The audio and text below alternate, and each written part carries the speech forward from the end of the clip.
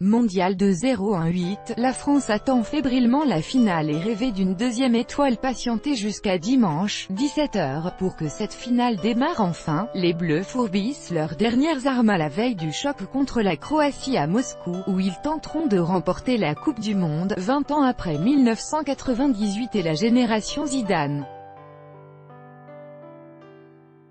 Les inévitables rituels d'avant-match vont rythmer cette journée de samedi, conférence de presse à 15 h 45 au stade Loujniki, ultime entraînement à 16 h 30, mais ils seront chargés d'une atmosphère particulière, à la hauteur de l'immense attente des supporters français.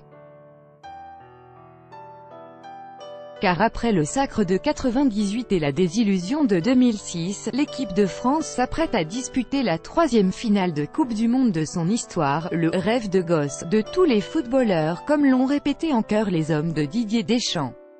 L'expérimenté Blaise Matuidi a donné le ton vendredi, « Elle est tellement proche cette coupe qu'on a envie de la toucher.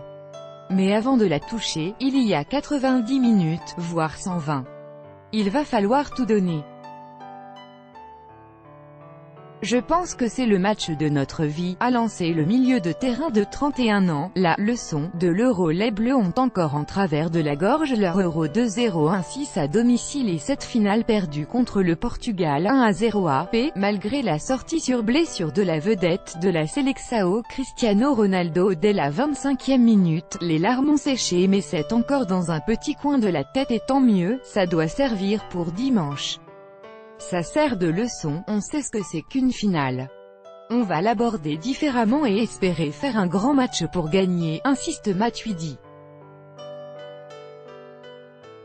Les milieux de terrain Ivan Rakitic, et Luka Modric lors d'une séance d'entraînement, le 27 juin 2018 à Saint-Pétersbourg. Copyright AFP, Gabriel Bouy. Dimanche, il faudra résister au redoutable milieu de terrain croate, la doublette Luka Modric et Ivan Rakitic, soit une star du Real Madrid et un joueur clé du FC Barcelone.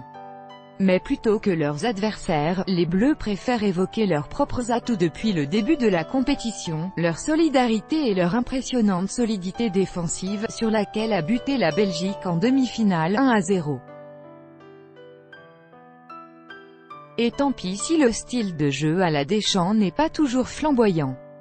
Je veux l'étoiler, si j'ai l'étoile, je m'en fous du jeu, assume Antoine Griezmann.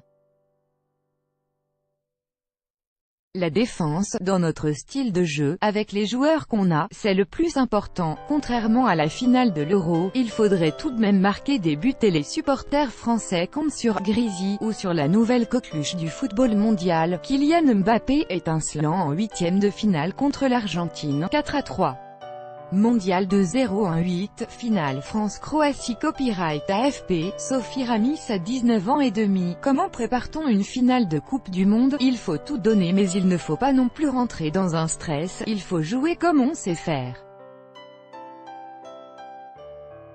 Dans ton jeu, dans ta manière d'aborder les rencontres, il faut le prendre comme un match comme un autre, même si tu sais pertinemment que ce match ne ressemble à aucun autre, décrypte Mbappé dans une vidéo de la fédération. Le chef du navire Paul Pogba, N'Golo Kanté et Blaise Matuidi lors d'une séance d'entraînement des Bleus, le 12 juillet 2018 à Istra. Copyright AFP, Franck Fife. L'équipe de France mise également sur son porte-bonheur, l'infatigable N'Golo Kanté, et sur ses cadres, le capitaine Hugo Lloris, le défenseur Raphaël Varane, le milieu Paul Pogba, et puis sur la personnalité du sélectionneur Didier Deschamps. Dédé était capitaine en 98, c'est lui qui soulevait la coupe sur la photo et il rêve de devenir, à 49 ans, le troisième homme à décrocher le Graal comme joueur puis comme sélectionneur. Après le Brésilien Mario Zagallo et l'Allemand Franz Beckenbauer, il a su créer un groupe à son image. C'est lui le patron, le chef du navire. Il a fait de grandes choses en tant que joueur et en tant qu'entraîneur aussi. Il a essayé de retranscrire ça sur ses joueurs. C'est important, souligne Matuidi. Samedi, les proches des Bleus gagneront Moscou pour assister à la finale le lendemain. Dimanche, c'est le président Emmanuel Macron et son épouse qui feront le trajet, en compagnie de deux internationaux Laurent Koscielny et Dimitri Payet, qui n'ont pas pu participer à cette Coupe du Monde en raison de blessures. À 17 h, le match démarrera. Quelques heures plus tard, ce sera la liesse sur les Champs-Élysées, comme en 98, ou les larmes de 2006. Tout droit de reproduction et de représentation réservé, copyright 2018, Agence France Presse.